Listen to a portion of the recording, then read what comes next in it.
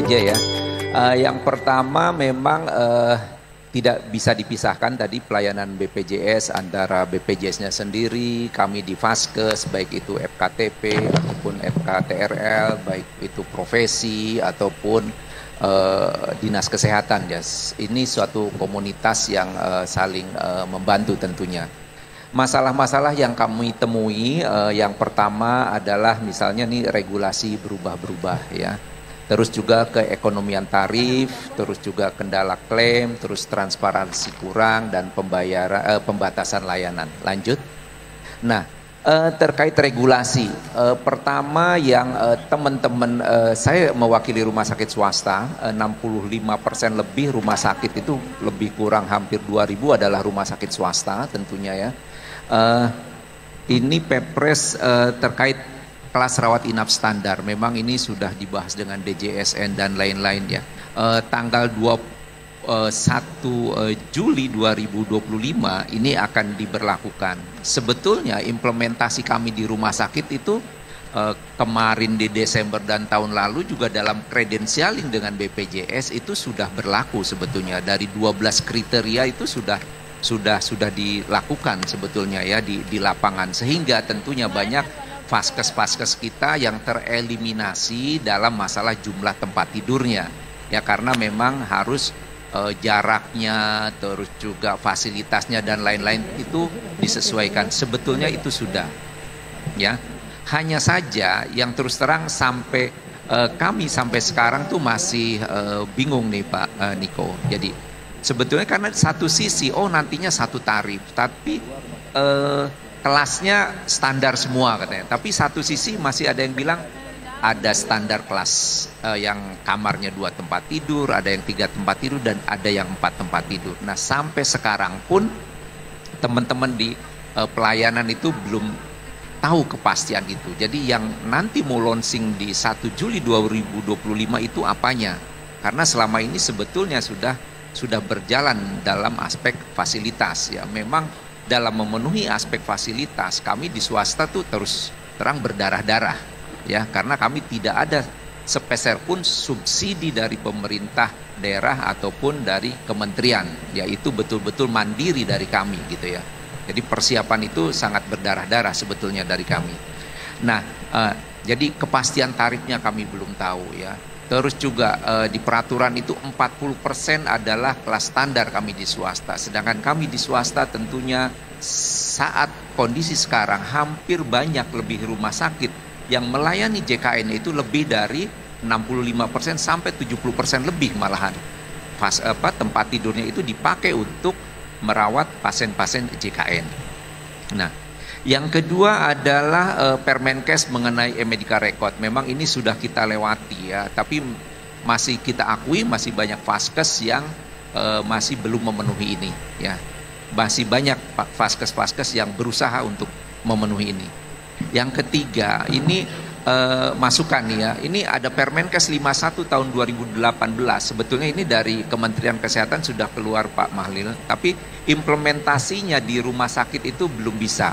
Ya, karena sekarang ini terkait dengan rawat jalan eksekutif ya.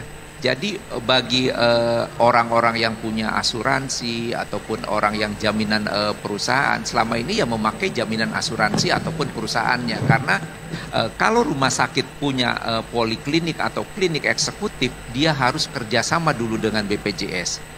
Pada awal-awalnya 3 tahun yang lalu tuh ada tuh rumah sakit yang mempunyai klinik eksekutif sehingga bisa dimanfaatkan oleh perusahaan ataupun asuransi, dia memakai klinik eksekutif BPJS itu. Tapi sekarang semua rumah sakit itu sudah tidak bisa bekerja sama dengan BPJS nih. Ya, jadi alasannya diskriminasi katanya gitu ya, diskriminasi gitu ya. Seolah-olah kalau kita membuat poliklinik eksekutif, seolah-olah di lapangan itu ada diskriminasi. Nah ini sebetulnya menurut hemat kami harusnya ini bisa terus diterapkan. Kan satu sisi kita menghindari orang berobat keluar gitu ya, tapi di sisi lain tentunya ada regulasi yang tidak bisa diimplementasikan. Tentunya ini harus kita perbaiki. Terus berikutnya adalah standar tarif apa namanya tarif ya, tarif di PMK. Mungkin slide berikutnya. Ya ini tadi Chris sudah lewat. Terus mengenai tarif PMK 3 tahun 2023 itu kita kalau di swasta tuh ada COB ya, terus juga kalau sekarang namanya KAPJ, koordinasi antar pemberi jaminan ya. Nah di tarif PMK 3 2023 masih dimungkinkan pasien dengan kelas 2 naik ke kelas 1 ataupun ke VIP. Dari kelas 1 bisa naik ke VIP dengan tarif kesepakatan antara Vaskes dengan asuransi atau pemberi layanan yang lain gitu ya. Nah ini implementasinya juga terus terang di lapangan tuh masih sangat terbatas. Nah ini perlu kita dorong lagi. Nah sekarang ada regulasi baru terkait KAPJ 1366 terkait dengan bahwa sekarang kelas 1 naik ke VIP dengan maksimal adalah 200% dari inasi bijis. Jadi kalau misalnya kalau misalnya pasien kelas 1 naik ke VIP dengan codingnya misalnya 7 juta, maka maksimalnya adalah 14 juta. Itu yang berlaku. Nah saya menyayangkan saat keluar KMK ini, kita di asosiasi itu sama sekali tidak ikut dilibatkan dalam membahas ini gitu ya. Dimana di KAPJ 1366 ini 75%-nya adalah BPJS bayar, 125%-nya adalah asuransi yang bayar. Sampai saat ini pun KAPJ ini belum berjalan. Saya lihat koordinasi antara, memang ada keharusan ya Pak Mahlil, antara asuransi dengan BPJS-nya itu harus kerjasama dulu, baru produk ini bisa di launching ke Vaskes. Kelihatannya memang dari Kemenkes, dari OJK, tentunya dari BPJS dan Vaskesnya ini belum bisa berjalan nih. Nah kami harapkan mungkin ini juga sebetulnya gitu ya, sebetulnya kami kurang puas dengan nilai yang 200 ini. Kenapa kami kurang puas? Bayangkan tarif saja sekarang itu terakhir kan 2023. Jadi sekarang sudah hampir 2 tahun ya, sudah hampir 2 tahun. Kalau codingnya itu nggak naik juga, tentunya 2 tahun itu kita inflasi aja dan kenaikan UMR aja sudah cukup tinggi. Nah ini juga tidak sebanding menurut saya, karena tadi sebetulnya kalau pasien kelas 1 ke VIP itu sebetulnya pilihan ya, orang-orang yang punya uang gitu loh, tidak harus dibatasi seminimal itu gitu ya. Jadi memang di lapangannya memang terkait ini masih berlaku PMK 3 tahun 2023 gitu ya. Nah ini mengenai tarif. Lanjut lagi, oke. Terkait tarif, tadi terakhir itu adalah di 2023 ya, kami dari RC itu sebetulnya sudah menyurati Kemkes terkait mengingatkan, karena di peraturan itu 2 tahun itu, setelah 2 tahun itu bisa dievaluasi. Nah beberapa bulan yang lalu kita sudah ketemu, kelihatannya memang bahasa dievaluasi ini belum tentu mungkin naiknya banyak gitu, ataupun saya juga nggak tahu, jangan-jangan seperti balon gitu ya, ditekan sini muncul di sana gitu ya, ditekan situ muncul di sini gitu. Kami harapkan mungkin nanti teman-teman dari DJSN bisa kawal ini. Kami berharap di 2025 ini ada penyesuaian tarif. Infonya sih katanya memang kelihatannya telat katanya, tapi kami mengharapkan ada informasi untuk terkait tarif ini. Bagi kami adalah di Vaskes ini sangat-sangat penting. Berikutnya adalah masalah-masalah yang kami hadapi adalah terkait dengan pending ya, jadi kami pending itu di RC kami sudah melakukan survei, ada sekitar 211 rumah sakit yang mengisi form survei kami. Lewat lagi slide-nya. Dari 211 rumah sakit itu, mereka mengatakan lebih dari 20% itu pending ya. Jadi mereka kesulitan dalam membayar honor dokter, belanja dan lain-lain. Memang tadi kata Pak Mahlil, pending itu pada saatnya suatu saat adalah dibayar. Tapi memang di lapangan pending itu kita bisa lakukan verifikasi lagi adalah selama 1 bulan. Ya, karena teman-teman di BPJS cabang dalam memverifikasi klaim itu tidak bisa sebulan itu beberapa kali gitu ya.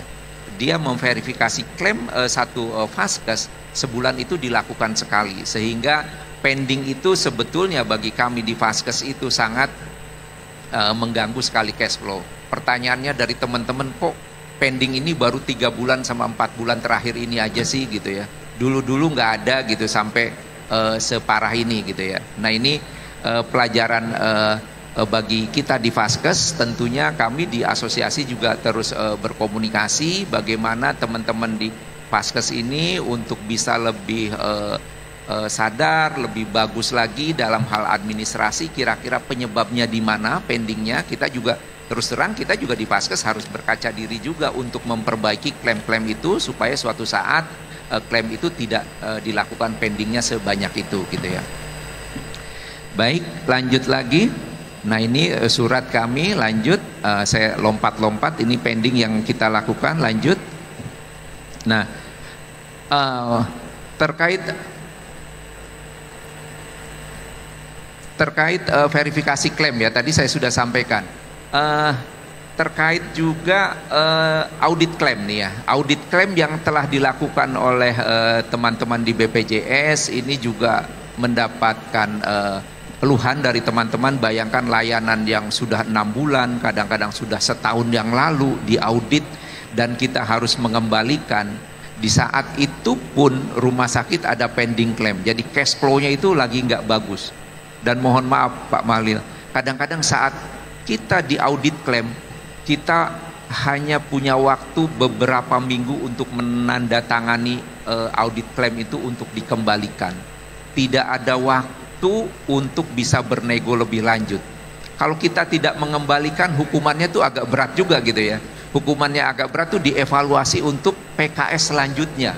Terus dianggap fraud juga gitu loh. Nah ini yang menurut hemat kami ini kerjasama antara asosiasi, organisasi profesi dan dinas kesehatan itu bisa kita lakukan seharusnya gitu. Jadi menurut saya kalau sudah ada audit klaim itu terus mungkin kami dari Vaskes merasa keberatan, kami harapkan mungkin ada komunikasi antara mungkin Vaskes dengan organisasi profesi, dengan dinas kesehatan, dengan BPJS untuk menentukan itu gitu. Apakah memang yang diaudit itu betul-betul memang kita harus kembalikan atau memang masih layak untuk dibayar.